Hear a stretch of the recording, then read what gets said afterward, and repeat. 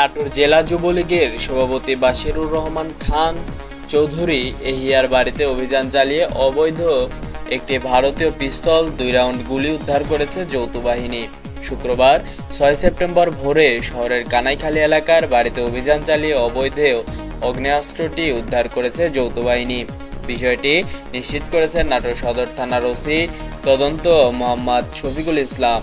তিনি বলেন, গতকাল রাতে ম্যাজিস্ট্রেট, সেনাবাহিনী, পুলিশ ও আনসার সদস্যরা মিলে যৌথ বাহিনীর অভিযান শুরু করে। শুক্রবার ভোরে জেলা যুবলীগের সভাপতি এহিয়ার বাসা থেকে একটি পিস্তল, 2 রাউন্ড গুলি ও পিস্তলের কাভার উদ্ধার করা হয়। এই ঘটনায় একটি অবৈধ অস্ত্র মামলার রুজুর প্রক্রিয়া চলমান রয়েছে বলে জানান এই পুলিশ কর্মকর্তা। News desk, Natore express.